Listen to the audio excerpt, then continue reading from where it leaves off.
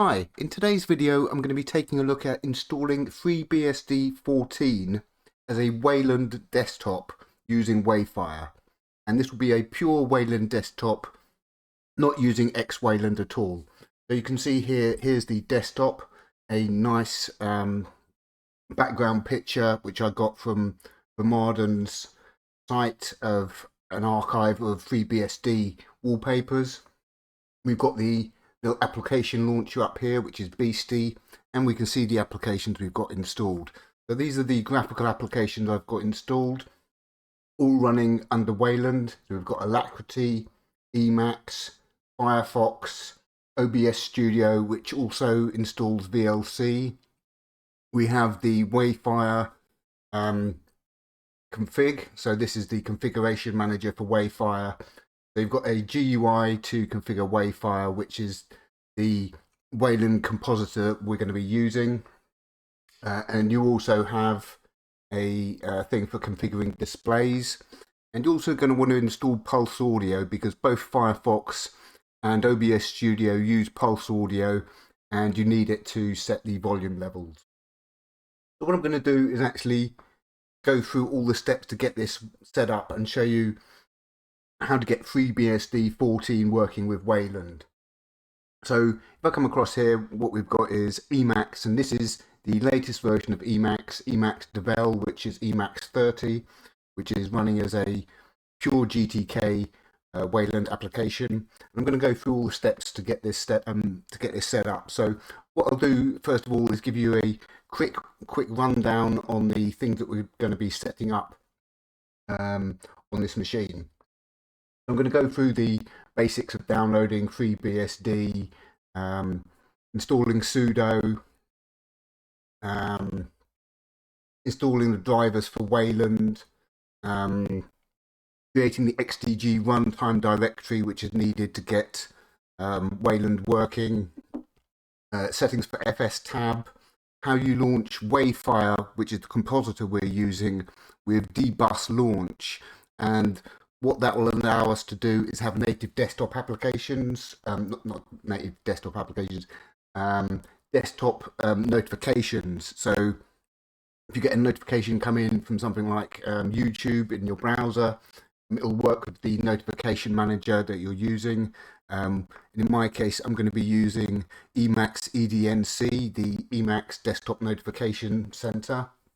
I'm going to show you how to install ZSH and Emacs, some applications that you'll want, how to install OBS Studio, because there's a few things you need to know about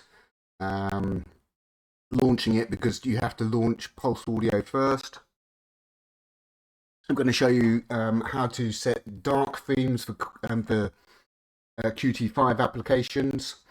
Also, I'm going to show you how to set up the music player daemon so that it runs as your user, so that it can access files in your home directory, because by default the music player daemon is set up to have the music library in like var MPD, and it's all owned by the MPD user, which is a pain. I'm also going to go through audio and how you can set the audio levels on the command line with the mixer levels. OBS Studio, as I said, how you set that up. You need to set up a XDG runtime directory, check your mic, install PabView control to set the audio levels. I'm also going to show you beadm boot environments, and what this allows you to do is create boot environments so that when you install an update, if anything goes wrong, you can revert to the previous boot environment where everything was working when you log in. That's very useful. I'm also going to show you how to set up the unbound DNS server with dnscrypt and dnssec. So the other thing I'm going to show you, which is very cool, is ZFS home datasets. What I'll do is I'll just quickly switch across to the terminal and show you that. So here we go. Here we've got Alacritty. I'm also going to show you how to get tmux set up so that it actually shows the current working directory, which it doesn't do by default. So what I'm going to do now is run ZFS list. And what you'll see here is this is a list of all the ZFS datasets. And by default, what happens is FreeBSD will create a zroot home dataset. But what I've done is I actually created a dataset for my user directory, so home, my username, and then all the directories inside that, like desktop, documents, downloads, Git, music, pictures, torrents, and videos. And that's really useful because what you can actually do is you can actually send and receive data sets to another computer. So what you can actually do is easily copy, for instance, easily send the video data set to another computer, which is very cool. You can also do snapshots individually on all these directories and have, different levels of compression, that sort of thing. So that's ZFS datasets for your home directory, and that requires a bit of working around to get that working. I'm also going to show you how you start the shush agent so that you can run shush add to add your SSH key so that you can, push and pull things to GitHub. Also set up GPG. Now, the other thing I'm going to show you, which is very cool, is that FreeBSD has a kernel module called ext2fs, which allows you to mount Linux drives like ext2, 3, and 4. And what I did was I had a drive formatted as ext4 with all my data on it. And what I did was I just tarred everything up and all the directories up. Then I could basically, after setting this up, I could plug in the Linux drive, mount it, and copy everything across and get everything set up on this machine. I'm also going to show you how to mount drives without using sudo, so that you can basically just run mount as your regular user to mount drives. And also things like how you shut down, you get the screen backlight, the keyboard backlight working. So that's a list of the stuff that I'm going to go through. What I'm going to do here is actually open up Firefox. Give it a second. There we go.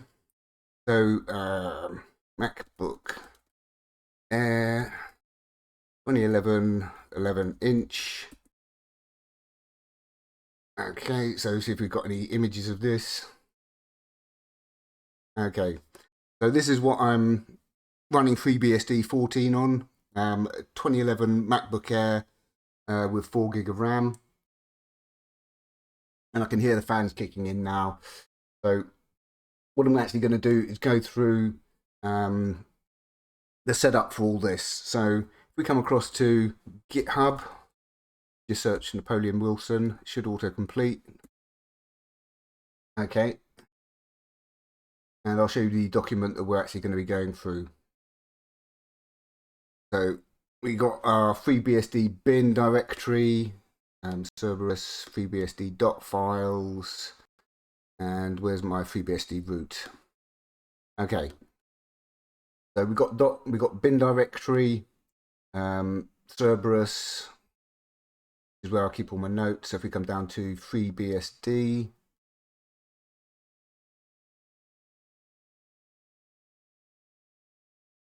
give it a second. FreeBSD Wayland.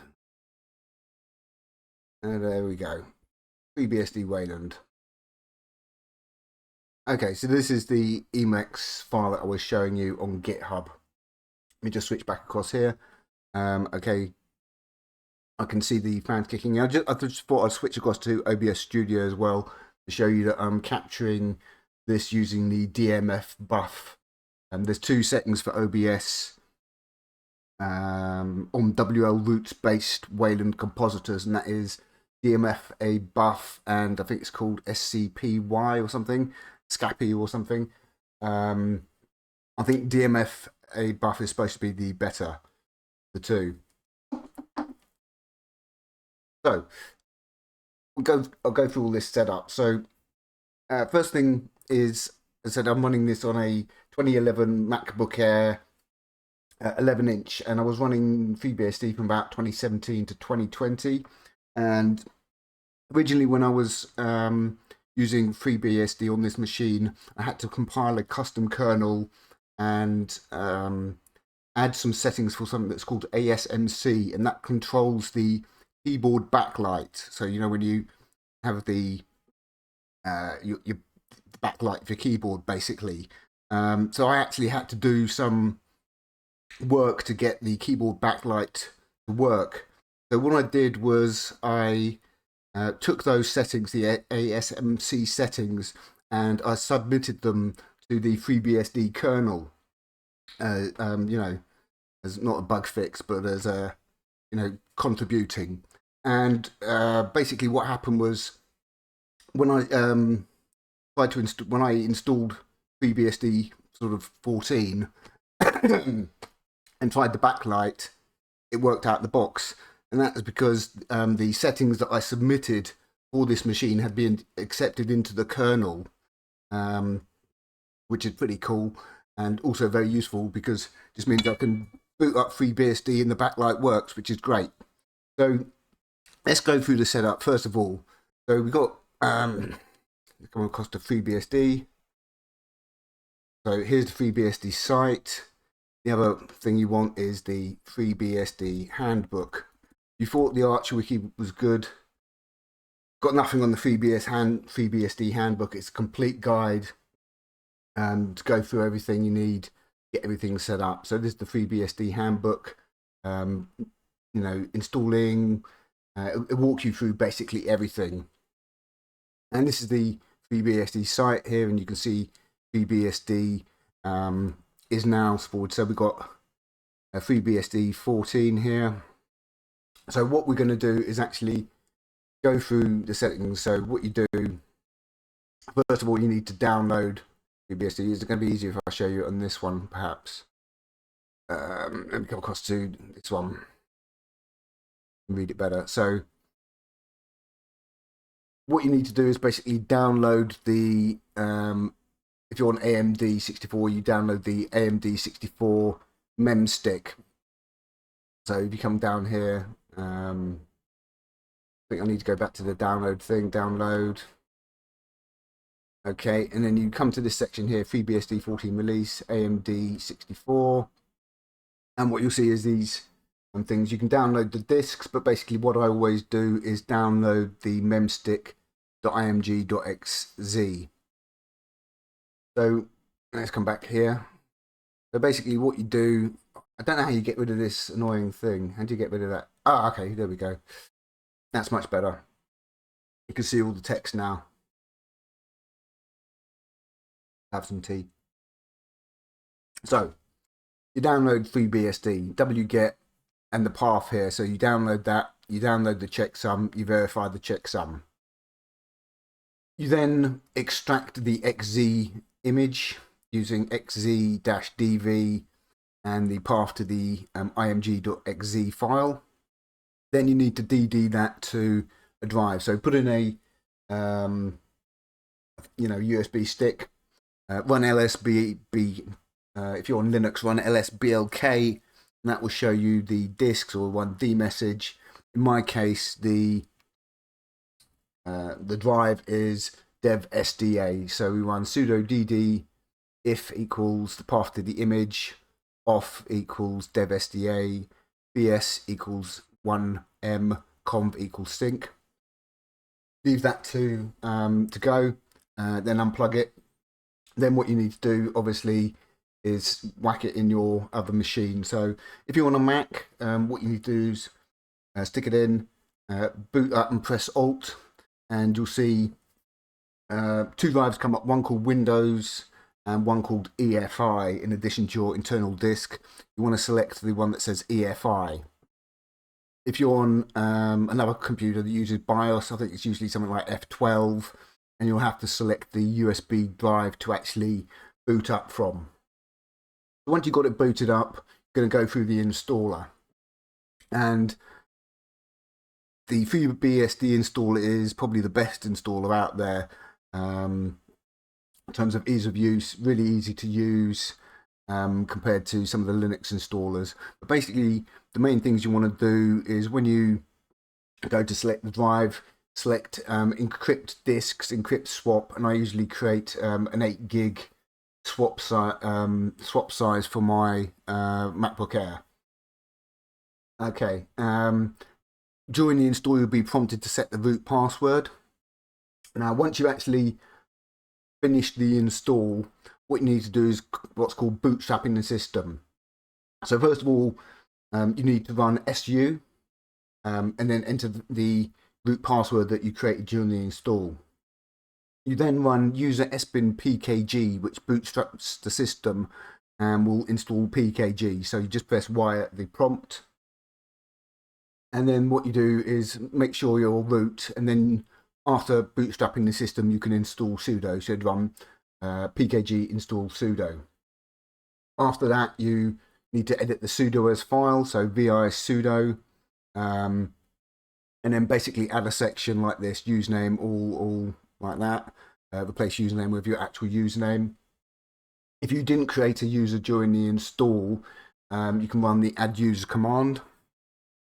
And here's a little section on how you can improve the security of the TTYs. You can set the console sort of mode settings to insecure, and that sounds worse, but it's actually better. It's kind of reversed. Secure and insecure mean the opposite to what you'd think they would here. Basically, it will just prompt you for your root password when you're switching TTYs. So on this machine, I needed to install these particular drivers. So the drivers that you're going to need to install are going to depend on your setup. In my case, I was installing libva Intel driver, libva utils, drm 515kmod. What we then need to do is actually edit the etc rc.conf file, and Freebsd actually has some commands that allow you to edit these configuration files rather than opening it up in an editor. So you can run sudo sys rc kld_list equals i915kms, or you can manually edit the configuration file with, that should be vi, so sudo vi etc rc.conf, and then you'd add that code. Now, so for Wayland, what we need to do is install Wayland protocols, seated qt5ct and qt5-wayland, and those are needed for qt5 applications like OBS Studio. What we then need to do is actually create the XDG runtime directory, change the user and set the permissions. And there are some notes on the Freebsd handbook about doing this, or I think somewhere else, and some people are actually recommending using tempfs for the var directory. You don't want to do that because it's a tempfs, which means every time you reboot, you'd have to add in this, rerun these commands to create the SDG and the XDG directory. So don't set the var directory as tempfs. It's fine as ZFS. Okay, so basically what you do is you run sudo mkdir-p var run user. Your user should be ID. Your user ID should be something like 1001 if you're the first user, and you can check that with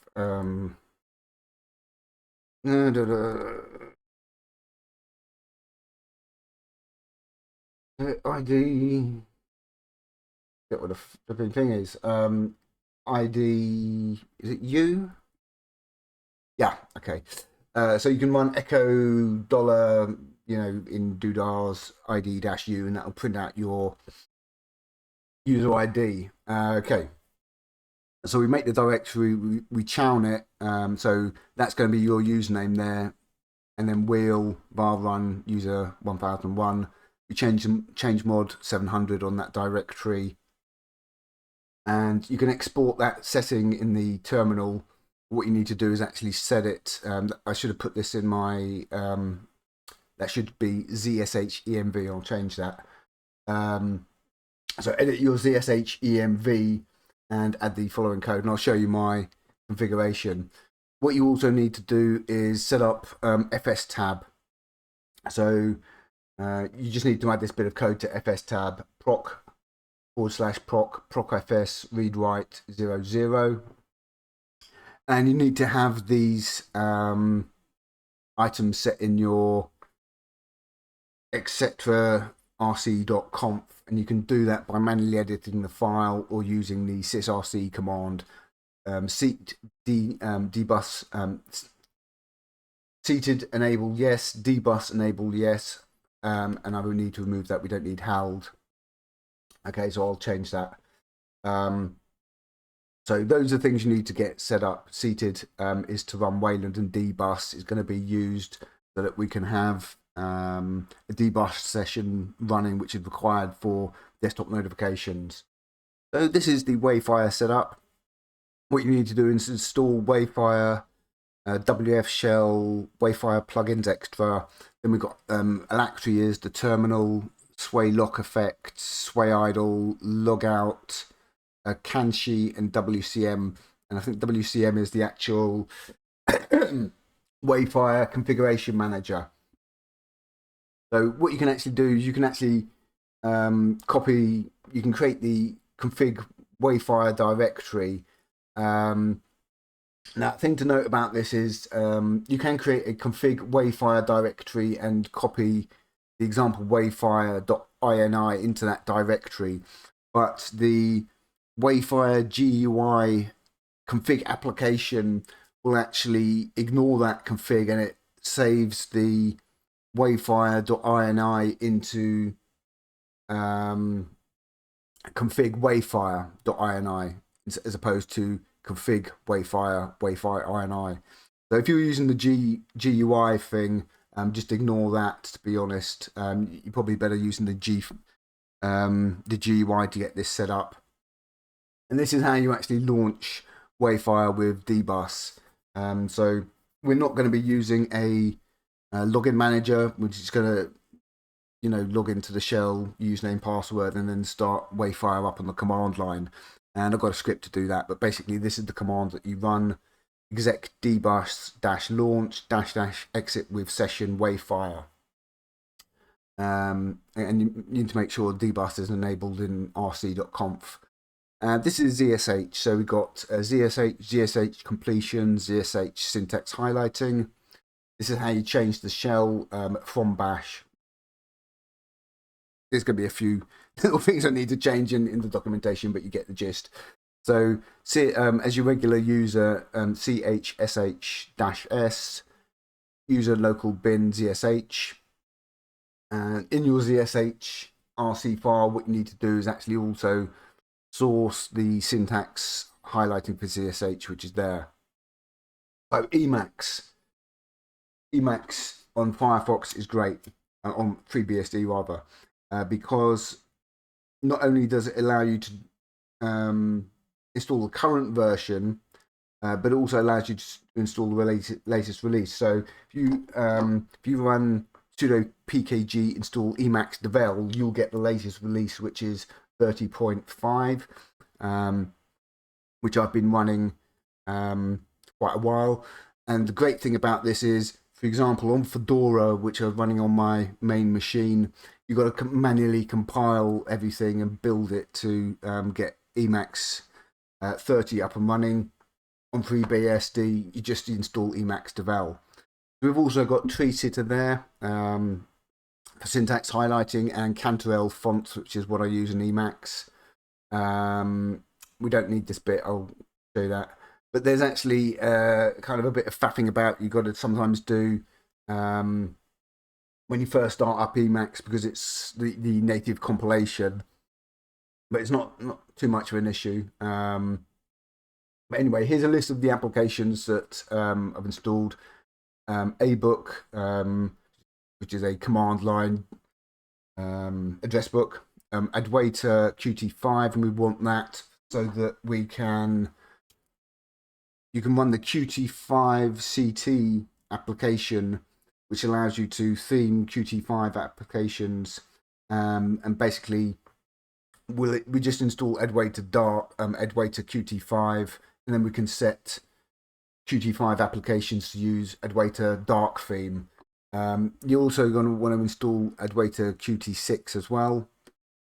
And we've got some general applications here: APG for generating passwords, ARIA2's download manager, ASpell for spelling. You've got BAT, you've got Dict, which is a dictionary, FDFind, Fira Code, which is font. We've got Firefox, FFmpeg, FZF, Git.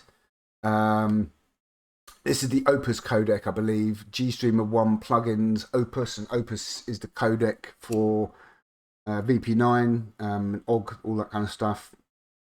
So you need that.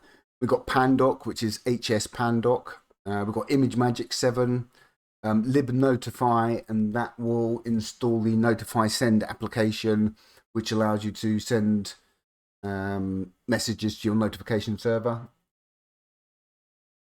You got we've got MPC, that should be music. I think it's called Music PC, so I need to change that as well. I've got the wrong thing there. We've got MUT, NCMPC, which is for connected to MPD. Got Noto Basic and Noto Emoji. There's a meta package for the Noto fonts, right? Don't just install Noto, because what it will do is it will pull 2 gigs of Japanese fonts down, which you don't want. So just install Noto Basic and Noto Emoji, and that's needed because it's needed for MPV to be able to play YouTube subtitles, because YouTube videos will frequently have emojis in the titles, and funnily enough, even though the title's not in the subtitles, if you don't have an emoji font installed, MPV won't be able to properly display YouTube subtitles. We've got OF Toolkit, which is for two-factor generation keys. We've got OBS Studio, OpenVPN, Ripgret All, SOCAT, SOCKS, TMUX, TS, which is one of my favorite programs, which is Task Spooler for queuing up a series of commands.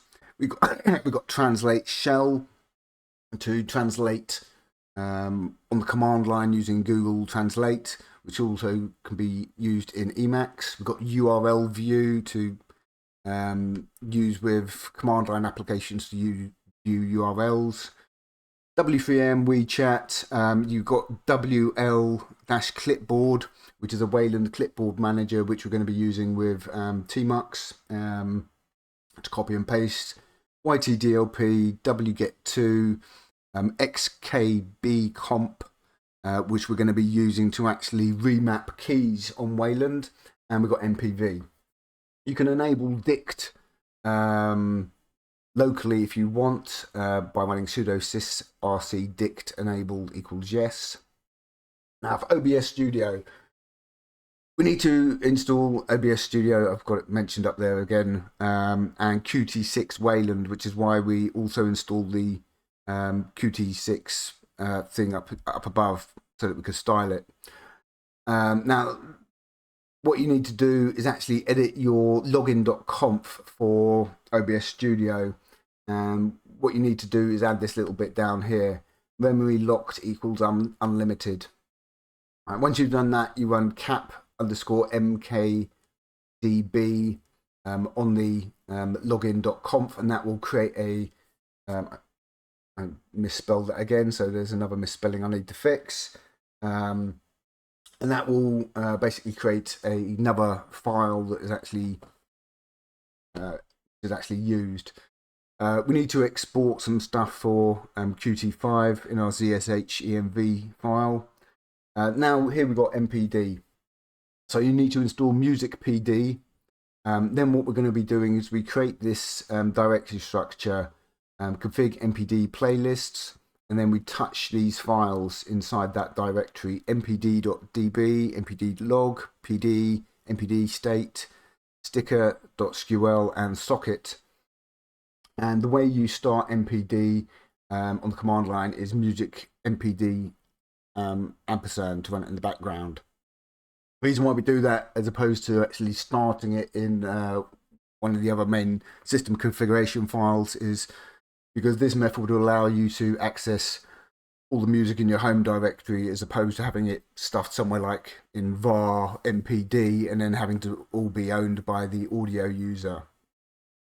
Okay, so audio, you can set the you can find the sound devices by running cat sn dev snd stat, and that will actually show you a list of the installed audio devices. So you can see here, these are the you know, the mic and the speakers. Then we've got the headphones, and then we've got my USB mic here. Okay, and you can actually change the you can set the preferred audio device using sudo sysctl. So that will actually edit the etc sysctl.conf file. So you've got two commands. You've got sysrc to edit the etc rc.conf, and then you've got sysctl, which is used to edit the etc sysctl.conf file. So in this section here, what we're doing is we're setting the H1 sound default unit to be 1, our first audio device. If you want it to be the second audio device, you could do that. I've got some notes down here on how you set up bit perfect audio. So I'll just skip through that. Okay, and this is how you can sort of show the audio levels, like mixer. You can set the volume level to 100, PCM to 100, record to 100, monitor. This is how you mute. Mixer vol dot mute equals 1, unmute. Okay, OBS Studio.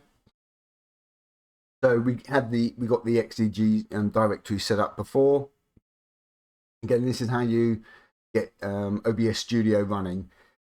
What you need to do is plug in your audio device and run dmessage as root, and that will spit out some stuff. And then what you need to do is actually check dev dsp for the device. So if I run ls, let me just clear that, ls ldev dsp like that, what you'll see here is it's actually listing the audio devices there. Then we've got settings here for how you can unmute the mic. What you also need to do is actually install pavview control, because, as I said, both Firefox and OBS Studio run using OBS run using Pulse Audio. So what I found was my mic level was constantly set at 25% for some reason. So I just installed Pulse Audio, the pavview control, and then where is it? Oh yeah, it's up here. You see pavview control Pulse Audio, and just adjusted that. Now before you start OBS Studio, what you need to do is actually run Pulse Audio -- start before you start OBS Studio. Once you've done that, if I switch across to here, what you'll see is everything will show up in the settings. If I come across to the settings, okay, audio, you can see here we can capture desktop audio, and we've got the mic set up. Okay, so that's OBS Studio, beadm, right? Boot environments, awesome. There, on Linux with ButterFS, there is a thing called Grub ButterFS or something that allows you to create boot environments using ButterFS, but it's looks like a bit of a faffle to get set up. You've got to do stuff with Grub and all that kind of stuff. On Freebsd, this is much easier. Sudo pkg install beadm. Right, and we run beadm list. So if I run beadm list, what you can see here is this is the current boot environment I've got. So I've got the default, and I've got the new one running FreeBSD 14. So basically what you do is you check the current version of BSD with uname A, you run sudo freebsd update fetch, freebsd update fetch. This will download stuff, but it won't actually install it. So what you do is you check there's an update. Then what you do is you create a new boot environment. So you can see here I was actually running FreeBSD 12 when I wrote this. But we'd create something like FreeBSD. We've created like 14.0p0. So you can see here 14.0p0. Right. List it to make sure it's been created, and then you basically activate it. You run beadm activate, and then the boot environment you created. What you then do is you reboot, and it will reboot into that new boot environment. You then run after previously running FreeBSD fetch, FreeBSD update fetch. You can now run FreeBSD update install, and it will install everything into the boot environment. You can then create a snapshot of the system after that. So that's how you create a boot environment. So as you can see here, we've got the different boot environments, BDM list, and these will actually show up in the prompt in the bootloader. I think it's option 3 or 4. Basically you just press 1 is sort of default, 2 is I forget, but anyway it's listed on the boot screen, and you can actually just boot into different boot environments. So if anything goes wrong, just revert to the previous boot environment, and you're good to go, which is great. What we've got here is the unbound DNS server. So during the install, you can select local unbound during the setup. If you haven't, you can install it with sudo pkg install unbound. So if you install it through the setup, the installer, it's called unbound local, but the actual package that you want to install, it's called local unbound in the install. But when you come to install the package name is unbound. So what you do is you, as a root, you enable local unbound with sudo sysrc local unbound enabled yes. You can also manually edit the etc.rc file. Yeah. I didn't need to do this section here, but these are the setup for unbound basically. I need to comment that bit out, but you can also have ad blocking with DNS as well, which is pretty cool. This is the forwarder, so this is how you set up the forwarder. You can set up ad blocking, and this is how you install dnsscrypt proxy 2. So this is for encrypting your DNS. So I'll leave links to the actual my configuration files for all this. But this is basically setting up DNS proxy, and also the resolve, how you set up the resolve file, and this is how you can check it's actually working. So you can actually check. We've actually got dnssec and dnscrypt proxy set up. Now this one is cool. ZFS home datasets. As I showed you, if I switch back here and run ZFS list, you'll see we've got one pool, which is zroot. So we've got zroot, and by default, FreeBSD will create a zroot home dataset. Okay. The other thing to note about FreeBSD 14 is the location of the home directory has changed. It was previously something like user home, and now it's actually just home.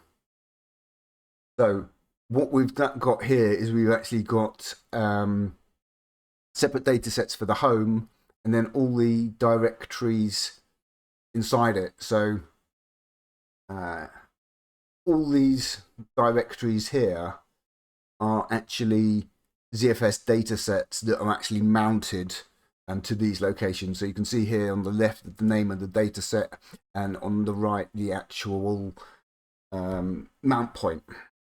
Now, so to do this, what you need to do is boot into single user mode. So you can't do this because we need to actually move our home directory to do this, because when we create the ZFS data set for our home, it would be mounted over our home, which means we wouldn't be able to copy stuff from our home into the data set. Yeah.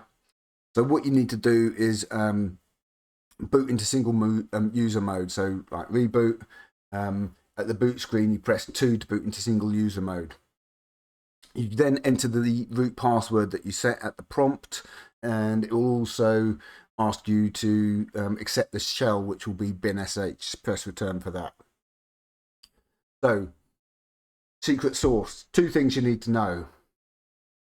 When you boot into single user mode and you list the home directory, you will see your home is not there. There's nothing there. You will also notice that the file system is mounted as read-only. The whole system is mounted as read-only in single user mode. So what you need to do is 2 things. ZFS set read-only equals off zroot. That turns off read-only mode. You then run ZFS mount -a. That will then mount your home directory in /home. So what you need to do then is cd into home, list, and you'll see your home directory. So what you're going to do is you're going to move that home directory. You can see here my username. I'm going to change this documentation. What I would actually recommend is moving your home directory to / and then your username. The reason for this is because once we got this set up, we're going to be deleting our home directory, and sometimes you can auto complete stuff and just press return too easy early. So if we rename it / and then our username, when we come to actually remove it, running rmrf -rf, we'll specify back and then the home directory. So there's just less chance of us accidentally deleting our home directory. So we've moved our home directory out of the way. Okay. So what we're going to do now is actually create the ZFS dataset. So all these are run as root because we're logged in as root. So we run ZFS list, and then what we're going to do is actually create the main datasets under the Z pool. So what happens is the dataset inherits the attributes of the pool that it's in, and it will actually create mount points according to what these are called. So when we run ZFS create zroot home and then my username, it's going to create a directory in home in /home called my username here. Right, so that's going to, if you didn't move your home directory, what would happen is that ZFS dataset would be mounted over your home directory, so you couldn't see it, and then you have to unmount stuff and move things about. So that's why we move it first. So we create the dataset for our home directory, then desktop, documents, downloads, Git, music, pictures, video, torrents, whatever you want. All right. Then what we need to do is actually check if the datasets are mounted by running mount. Then what we're going to do is we're actually going to copy the contents of our backup home directory into those mount points. So what I should have done here is actually if you just copy, I was actually doing this in 2 steps. So you can actually kind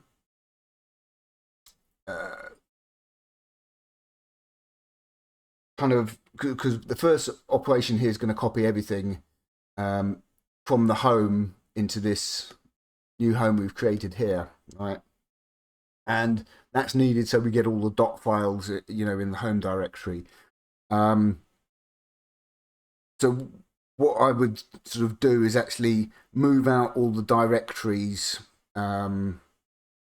first from your home or something, because otherwise it would just basically copy all the directories, all documents into home. We don't want to do that, so we kind of do it in 2 stages. We have basically, because I started this with a clean install, I didn't have anything in my home directory. No directories full of stuff. So I basically just ran this to copy everything across, but I was just putting these notes here to show you how you kind of do it.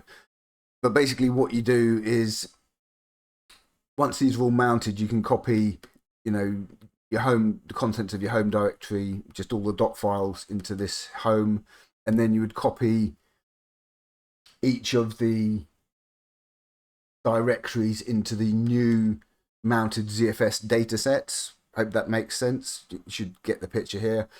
And what we're doing is we're running cp-RPV, and that's going to preserve all the permissions. Okay, and you can actually manually change the mount points if you want as well. The other thing that you're going to need to do, you may need to do, is actually change the permissions. So check the permissions on those things there. Once that's all done, you can exit single user mode. You can log back into your user account and you can check everything works. And then once you've done that, you can delete your old home directory. You may want to keep that backed up on an external drive or something, because it's easy to think, oh shit, I should have copied that file across or something. But that's how you do it. That's how you set up a ZFS dataset for your home and all the directories in it. This is how you start the shush agent. So when you want to start the shush agent, in the terminal you run eval in $, shush agent. Once you've done that, it'll give you, say, like shush agent started PID. You can then run shush add and enter your key so that you can pull and push stuff to GitHub. For GPG, once you've imported your GPG settings, which is like GPG import and then the .asc file, what you're going to want to do, installing GPG should install Pintry curses, but what you're going to want to do is you're going to want to create the gpg-agent config file in .gnupg and add the following code: Pintry program user local bin Pintry curses. And the reason why you want to use Pintry curses for GPG is because it will let you paste in the password, whereas the GTK versions and things like that won't let you paste in a password, which is ridiculous. This is a little note about ports down here. Stopping Bluetooth, I'll just whiz past that. Now this is how you mount drives as your regular user, so you don't have to use sudo. And then I'm going to move on to the ext2fs kernel module to mount Linux drives. So first of all, what you need to do is add your user to the operator group, which is sudo pw group mod operator -m and then your username. What you do then is, oh, there we go, edit devfs rules, and you add this code here. You can see local rules equals 5, add path da asterisk mode 600 group operator, and USB drives are going to be DA basically. You edit your RC conf and add that following code, or you can use sysrc instead by running this code here. It does the same thing. You then need to allow the regular user to mount the file system by editing the sysctl.conf. You can do that by manually editing it and adding that, or you can use the sysctl command here. So that's really great. This is a really nice thing about Freebsd, is that, you know, it makes it a lot easier to manage your configuration files if you don't have to open them in an editor. One thing to note is some sysctl commands or rc commands can overwrite something that you've already got in there. So for example, there's one called kld_list, which you use to set the i915kms, and there's another command that you need to add for that. I think it's the ext2 one. So I'll get onto that a bit, but it's basically that if you've already got an entry there and you run the sysctl thing again, it will overwrite the existing one. So when you use it, you have to specify the original thing you've got and the new thing, but I'll get into that. So you add those things, then basically what you do is you create a directory like sudo make directory -p mount USB, and then you chown that mount USB to your username so that you've got access to it. So that's how you can basically mount something. So this is ext2fs. So what you do is sudo sysrc kld list equals ext2fs, and this is what I was mentioning. If you've already got the KLD list with the i915kms, what you would actually do is you'd run KLD list i915kms and then ext2fs, and that will create a list. So let me just show you. Sys ls etc. Was it sysctl.conf? Where's this one? No, what am I thinking? I'm looking at the wrong file. RC, sorry, my bad. Less etc. rc.conf, and where is it? KLD list. This is what I was on about. i915kms and then ext2fs.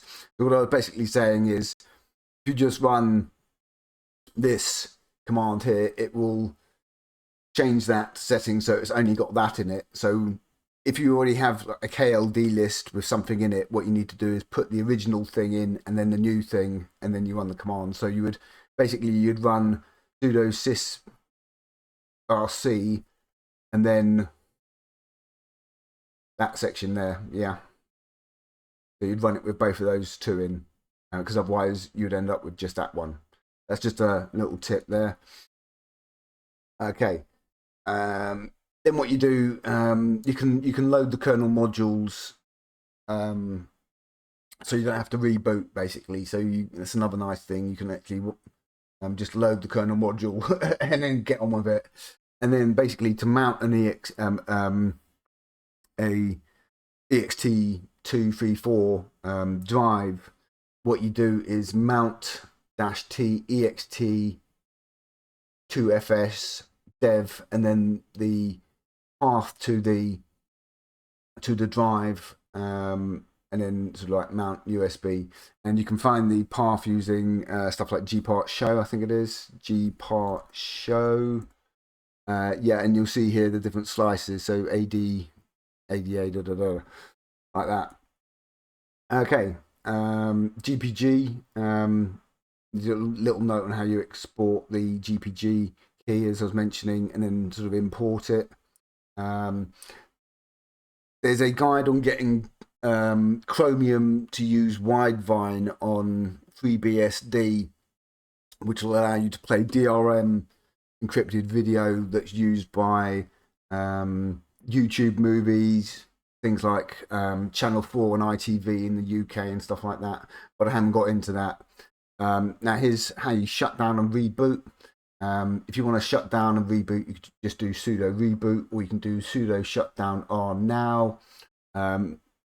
If you want to shut down and don't reboot, it's sudo shutdown -p now. Okay, so that's all the documentation. So what I'm going to do is actually go through the some of the config files. First thing I'll show you in my thing here, Wayfire start in my bin directory. Okay, so this is just a script, exit exe dbus launch exit with session Wayfire.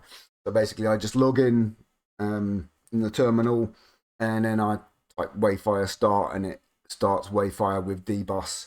and that is needed so that we can get desktop notifications working. So we had the lib notify installed, and that sets up notify send. So if I do notify send, Freebsd rocks.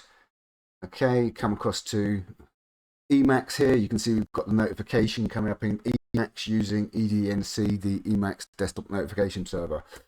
Okay, so that's the bin directory. That's the main thing. So what we got here is the doc files and the config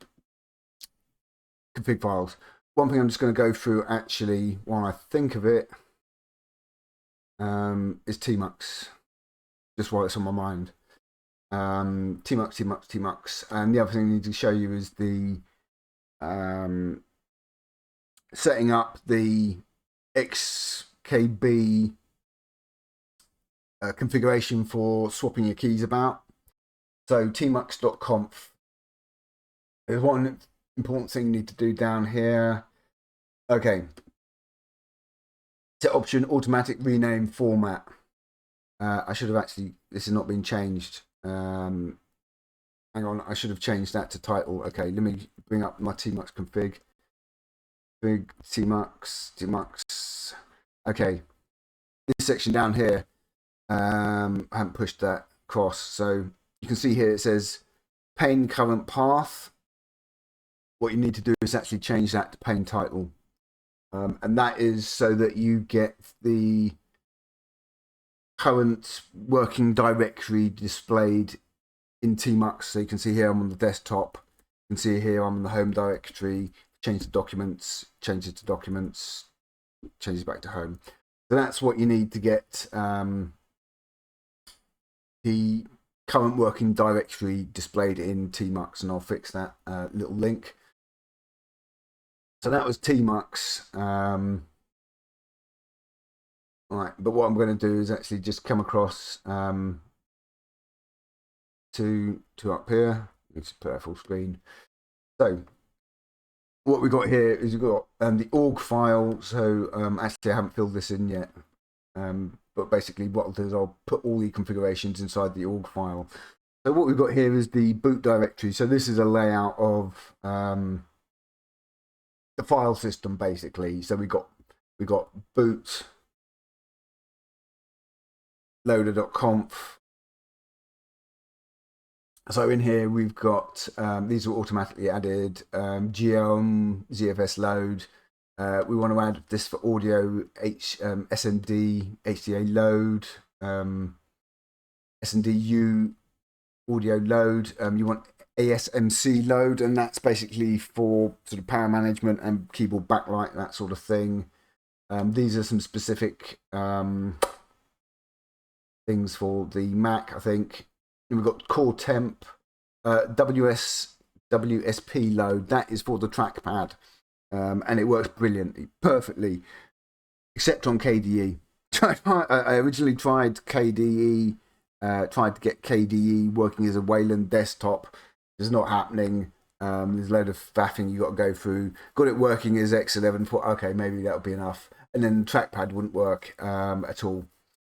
So I gave up on KDE, and I really didn't like it.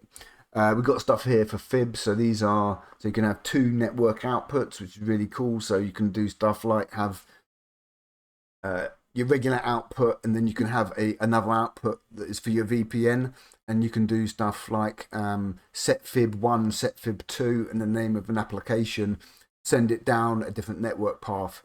Very, very cool.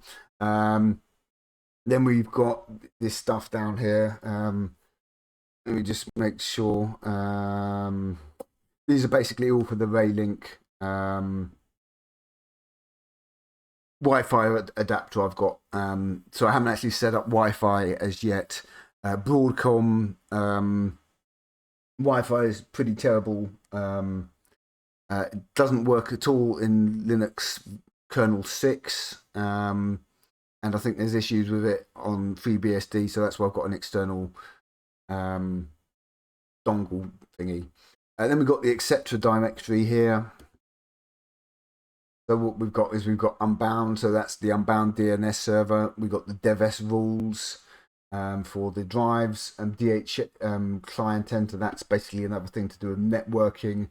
We've got the FS tab here, which, as you'll remember, these two will be set automatically, and this is the one we added, the proc /proc fs read write 00. Then we've got pf config. Okay, so we've got pf config here. So this is the pf firewall. So we've got really nice firewall here. So you can grab this if you want, and you'll see basically I've got the interface sort of commented out. So I'm using BGE at the moment, which is a Thunderbolt to Ethernet adapter for the MacBook Air. We've got stuff set up here. I need to rejig some of these rules because I was basically using these for sort of sync thing and synergy, which I'm not using anymore. So that's my pf config. Stuff like you can do neat stuff like load anchors from emerging threats, stuff like that. Okay, then we've got the rc.conf. Okay, so this is the rc.conf, and you can see here we've got the host name, DHCP for this, local unbound, setting the date. We've got powered for powered, mouse enabled, ZFS. We've got the KLD list here, seat, Wayland, dbus, and we've got some powered settings down here, and we don't need HALD, and then we've got PF enabled. Then we've got resolve.conf, and that's basically for networking here, as you'll see. It's just using the local name server running on this computer. That's unbound. Then we've got sysctl. So this is the sysctl. So this is got stuff like here, setting the default laptop speakers. This is for sleep and resume when you close the lid. Works under X11. Haven't really tried it under Wayfire as yet. And then we've got the TTYs, where we set everything to insecure, which doesn't mean it's insecure. What it basically means is, by default, you don't need to enter the root path password when you're switching TTYs. And it's called secure because it's saying like, okay, you're in a secure environment and you don't need to worry about that. So you change it to insecure, which means you're kind of like, you're not in a secure environment. You know, somebody could just come across and play with your laptop sort of thing. So we changed it to insecure, which basically means if you try and switch to a TTY or whatever, you need root. Okay. So that's the gist of the root directory. Then we got unbound, as said in here. We got the conf, we got the custom conf here for setting up unbound and dnssec and stuff like that. Okay, so that's the root directory. Let's go through. Was that the boot? I need to do. Hang on. That was the etc directory. That was the etc. We also have user local etc. Okay, so in FreeBSD, unlike Linux, there's a clear separation between the system and sort of user stuff, basically. So here's the settings for DNS crypt proxy. I've got some notes here for Poudriere, which is a way you can actually set up a ZFS data set and use it with this thing called Poudriere, which is a French word for something or other, to build packages from the ports. So you don't mix packages and ports. What you do is you use something like Poudriere and you build stuff in there, and it will give you a package that you can install. And the advantage of this is you can then copy that package to another machine and install it. We then also have DOAS here. This is my DOAS config, which I need to do a bit of sort of work on. DOAS is an alternative to sudo. So I think that's most of the root stuff done here. So let's have a little shifty through here. So important things, logging conf.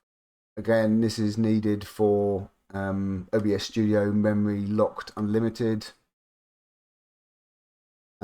Profile, this is just a I don't think there's anything in here I need. Yeah, this is just the default profile that comes, and I've just included it there. Then important things, we've got ZSH env. Okay, so let's go for the ZSH env. This is where you export all these settings. So you can see here, this is where we set our path up. And these are the XDG directories. So home, cache, local share, and then the XDG runtime directory, which is var run user. And you can then see in these little quotes here, we've got ID-U. So that's automatically going to add your correct ID.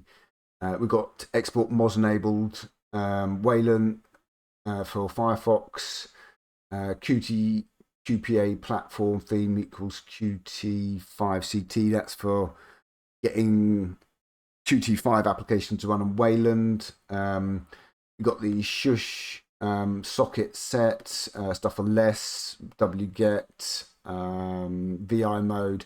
And down here's exporting the MPD host. So this is home username.config MPD socket. Also show you the setup for MPD. ZSH RC, let's see if there's anything in here we need. At the top, we've got a little thing here, setting term in case we're sometimes using the ZSH of our machines can be funny. So we've got that set up. So it will use a dumb terminal if ZSH isn't supported, sort of thing. History size, we've got my prompt here. So this is how I set my yes master prompt.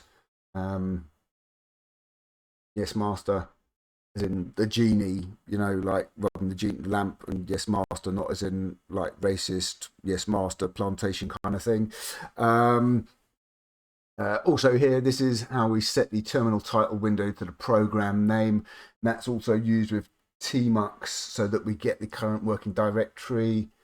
Got some stuff, some bindings there. We've got completion styles. There's the and you need to put in the source, user local share, ZSH syntax highlighting.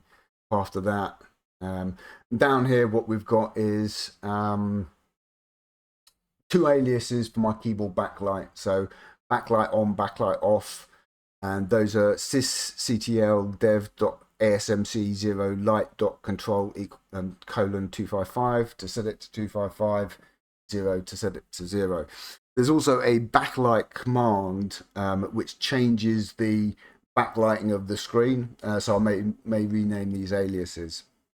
Okay, so those things, we've got login conf, gngpg. Let me just go quickly through this one to remind you of this. This is the GPG agent. Why has it not got the conf? It should have the conf. There's a few things I need to change, but I'll fix them before I upload the video. But you can see here, Pintree program, user local bin, Pintree curses. Okay. Local share applications, right. Let's put those in.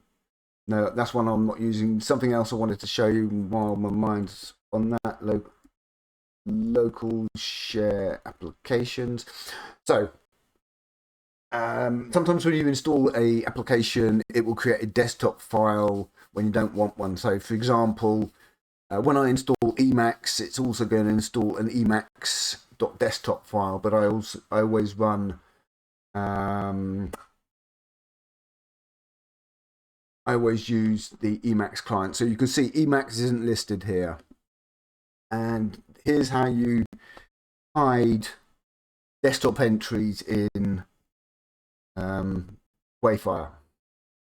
There's actually 2 ways you can do it. I'll put a link. One option is you can run no display equals true, but that doesn't work on, which works on GNOME, but doesn't work on Wayfire. So for Wayfire, what you basically do is, you can see here, user local share applications. These are the installed applications. We've got emacs.desktop. So basically what we do is we copy that emacs.desktop desktop entry file to user local share applications. So you can see here, local share, in your home directory, local share applications, emacs.desktop. We just add hidden equals true to the bottom. And we've got the same for that MPV here, hidden equals true. The Qt5 desktop thing, and also WeChat, because WeChat's a command line application, but for some reason it also installs a desktop entry. So basically I can hide all those entries from the Wayfire menu up here. Okay, so that's how you do it. It was just while it was on my mind. Okay, so config. Right. So you can see down here at the bottom we've got wayfire.ini and wf-shell.ini, and that's because I use the GUI application to create those configuration files, and as I said, it will store them directly in the config directory as opposed to in a subdirectory. Yeah, so you can create a, if you do it manually, you can create a Wayfire and a WF shell directory and put them in there, but if you use the GUI applications to configure stuff, it won't pick them up and it will just save stuff in there anyway. So we've got alacritty here, so we've got the alacritty terminal. Let me just check there's anything xterm. Yeah, that's right, I knew there was something. Okay, if I come across here, you'll see alacritty is using the dark theme. By default, a lot of the time what you'll find is alacritty doesn't use a dark theme, it's all like white, blinding. What you need to do is this bit down here. There is a sort of like setting, like decorations none, which will remove the title bar and the border, and then you kind of got to press Alt and grab the terminal to move it around, which is a bit of a pain. But what you want to do is set this class down here under class decoration theme variant dark. That's the secret source. That will get alacritty use dark mode. Okay, as long as you've got something like a theme that's got dark mode set up, like Edwaiter.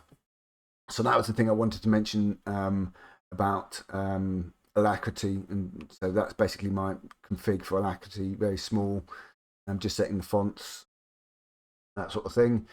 ARIA2 emacs. So we've got my emacs config here. We've got early init as you. Okay, and yeah, I'll just check. Let me just check that this is config emacs.el.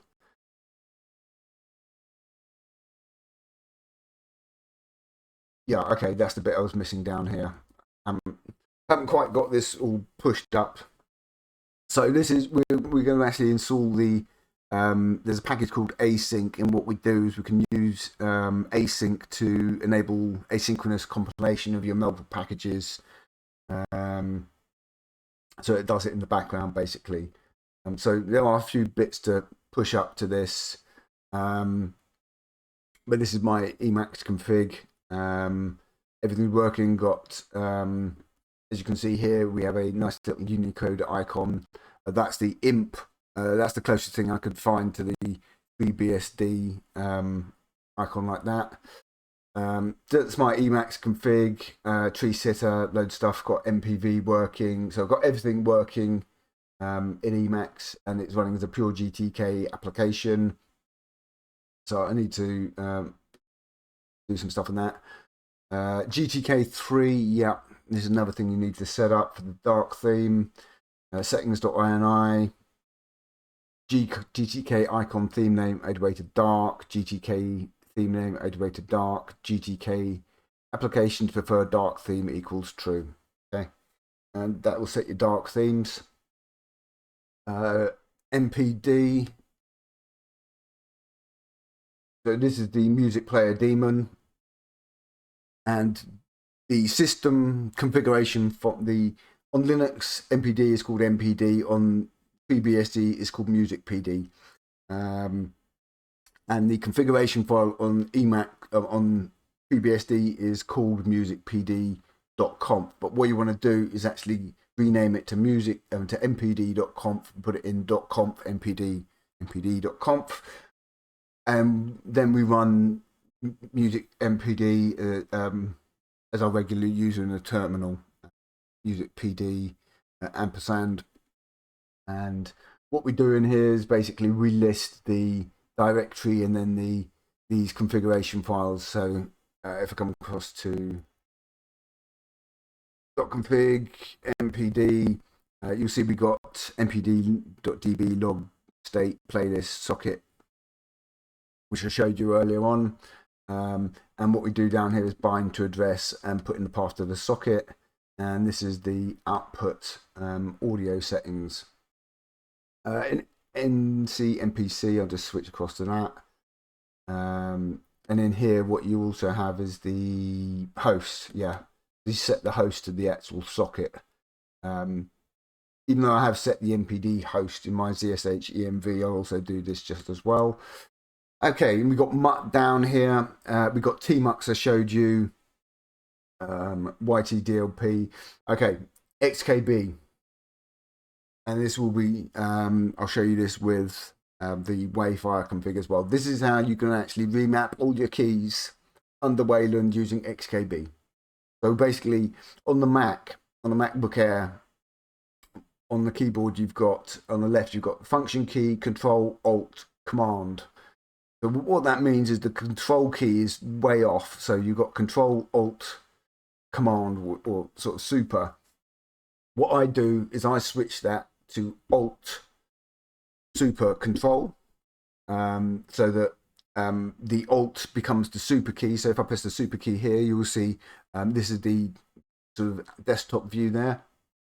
So Control becomes Alt, Alt becomes Super, and the Command becomes Control, because you want Control right by the space bar. So this is how basically you remap stuff. So we got the keymap.xkb. I did a whole video on this, on how you set this up. But what I'm going to do is actually, you got the rules here. You got EV. You got several bits through here, but I won't go into detail because I did a whole video on how you set this up. But what you need to do to actually get that working, so hang on, let me just come in. I want to show you one thing, if I can remember where the thing is.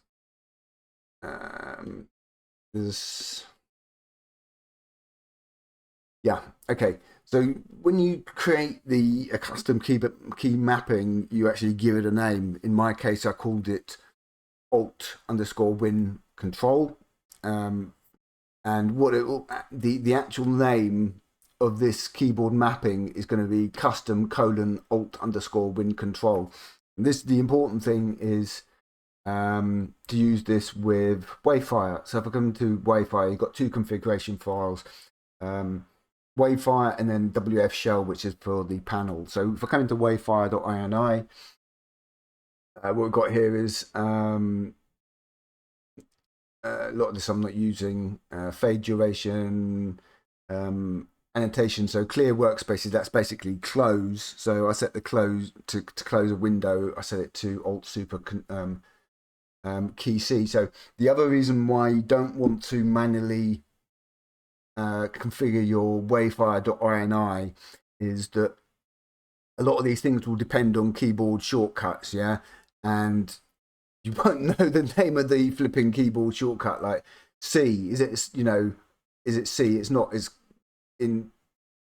You'd think it'd be like Alt Control and then C or something. It's not. It's key in uppercase _C.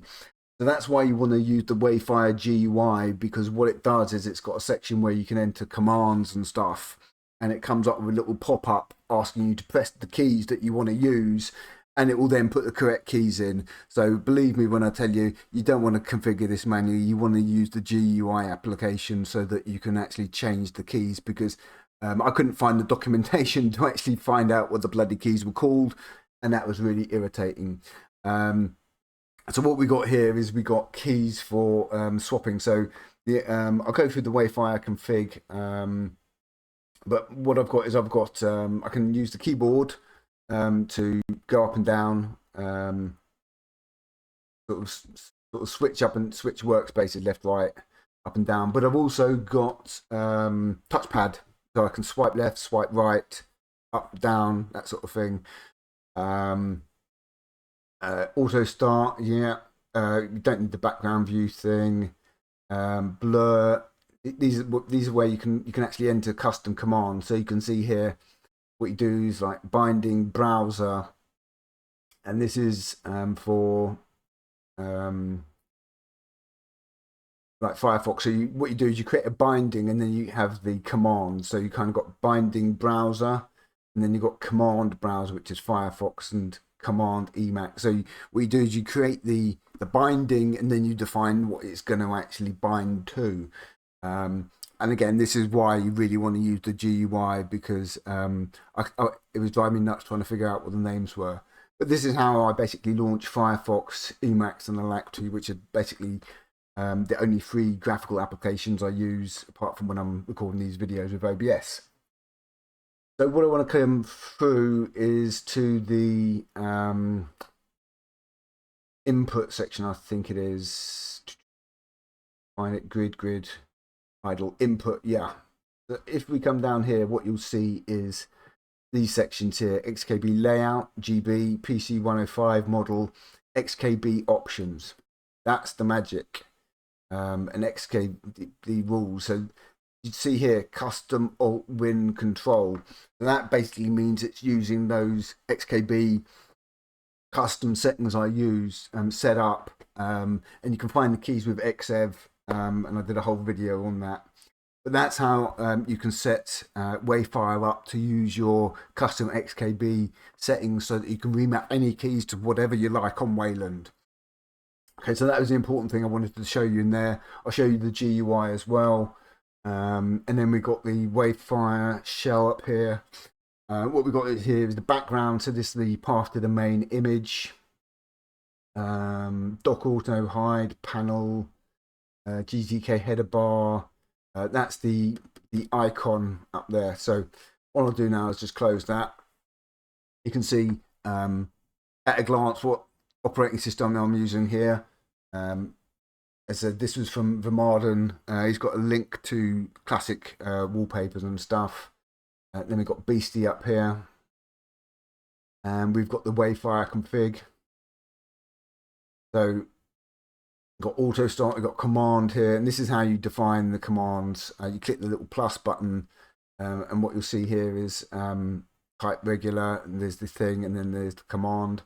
So this is why you want to use deconfig. But again, remember this will actually store the Wayfire config in .config wayfire.ini. It won't pick up stuff anywhere else, basically. Then you've got core. This is where I did the closed view. See, this is where you turn off XWayland, so there's no XWayland. It's pure Wayland. Then we've got the input here, so you can see mouse, and these are the settings you can see here that I showed you in the configuration file. We've got mouse, touchpad, so you can turn on natural scrolling, that sort of thing, cursor. I turned off a lot of these sort of things, like you've got cube animation, stuff like that. You want extra touch screen gestures, so this is so you can have sort of gestures. You also want, I haven't turned on the dbus interface. Viewport switcher, that's like get what the key is.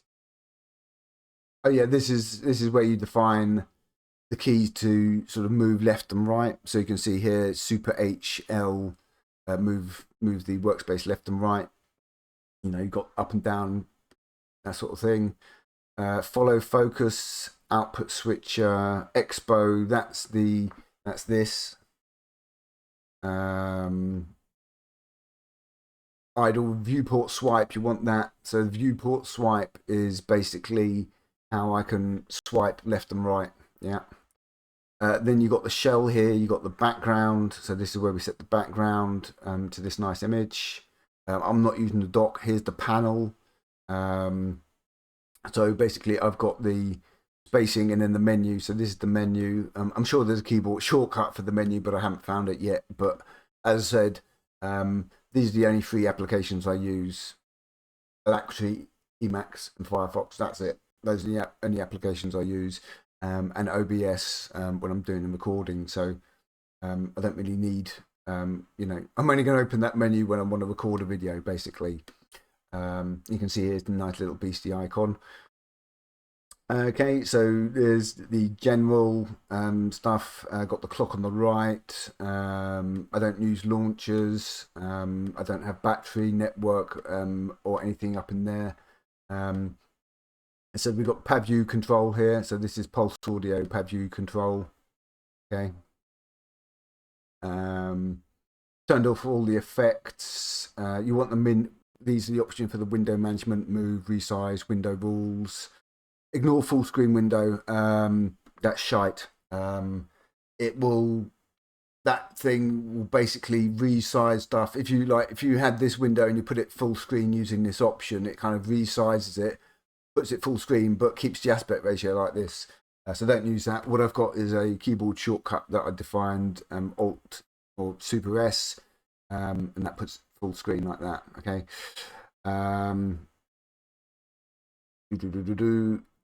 So yeah, the window management, move, resize, window rules, place, grid. So you can have grid. There's also a simple tile, but I didn't think it was very good. You got switcher and then WM actions, and I unchecked all of this. And then you got configure outputs, which is actually the display. So that's FreeBSD 14. Pure Wayland. Let's go through the little things that we went through and set up.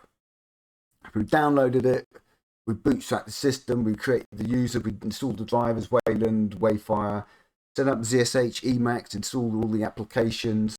We got OBS Studio working. Again, you need to do a little bit of work for that to find your mic, and you need to run pulse audio, and you need to have PAView control set up so that you can actually increase the volume of your thing.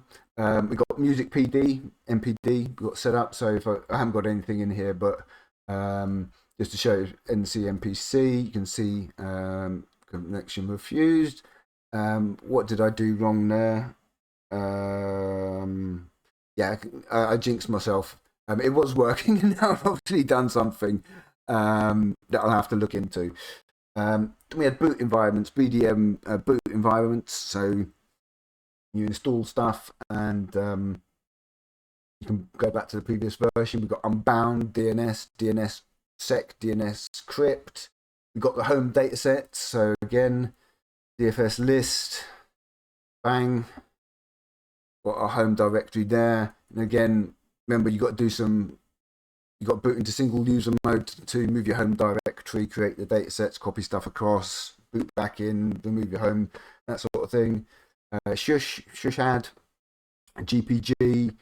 We had the mounting drives without sudo. We had the ext2 FS kernel module, which is great and will allow you to mount Linux drives. I haven't tried it. Supposedly it's read-write, so you can actually write to Linux drives, but I haven't tried writing as yet. I just managed to just wanted to copy stuff across from my other machine onto this one to get everything set up. And then we got GPG. I think I've listed that twice. I'll find those two. But this is basically how you export and import key. And the other one was actually how you set up the pin-tree curses application. So that's FreeBSD 14. Pretty good. It's much nicer in a lot of ways than Linux. You got the system and the user land is completely separated, which is, something all those packaging formats like, Flatpak, Snap, App Images, things like that are trying to solve. So you don't get, because FreeBSD is a complete system release at the same time, you don't get dependency hell. You've got everything separated. The user land is separated from the system. You've got ZFS with root encryption, which is far better than using Btrfs and Lux. ZFS supports native encryption, whereas Btrfs doesn't. So you've got to have a Lux encrypted container with Btrfs. So you've got a better file system. You've got PF firewall, best firewall. You got boot environments. You got ZFS snapshots. There's lots of really great things, and it's actually really easy to just download, whack in a thing, and easily get started creating a sort of new user, installing the packages, get everything built up. You will have a bit of faffing about to do. So what you want to do is have a look at a couple of places. We've got FreeBSD handbook. So you want the FreeBSD handbook.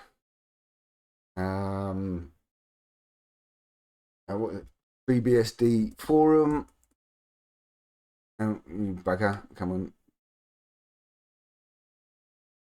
FreeBSD forum. And also another good place to check is Vermarden. Then we just, oh fuck's sake. Then yeah, FreeBSD. Okay, this is the site you want. Okay, and I've just it's looking like this because I haven't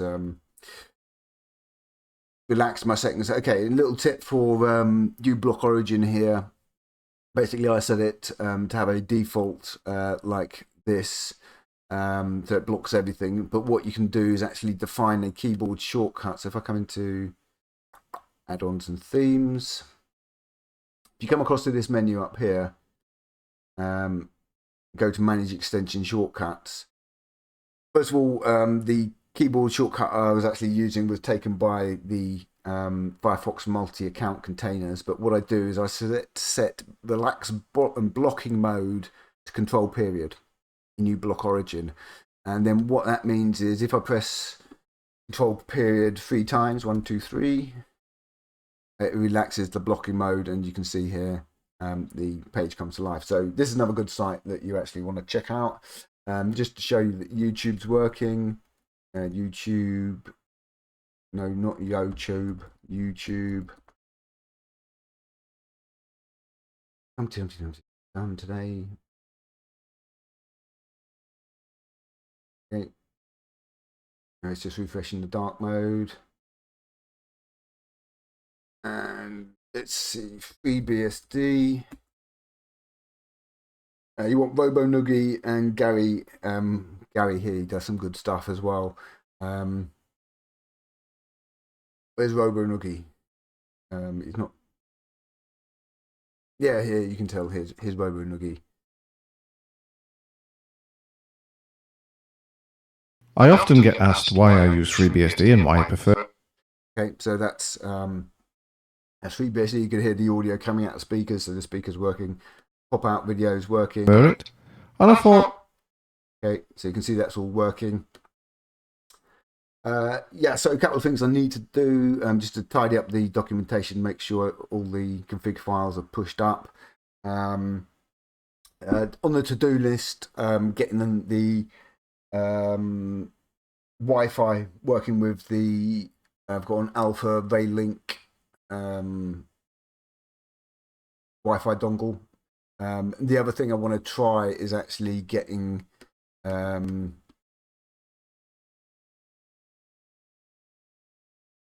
we go Chromium working with Widevine. So this was a little guide from the FreeBSD forum, and what it's actually showing you here is actually I would say not the correct way to build stuff down here. You wouldn't download the ports and make something, and sudo make install it, you would use poudriere and create a package and install that. So that would be the next on the list, seeing if we can get Wayfire working for DRM encrypted video. But I think that's all for now, so I'll put links to all this under the video, and I hope that helps you get FreeBSD 14 set up as a pure Wayland desktop using Wayfire. So KDE was a complete fail for me, and GNOME I really dislike, and I didn't want to install it. So that's all for now, and I'll call that a day.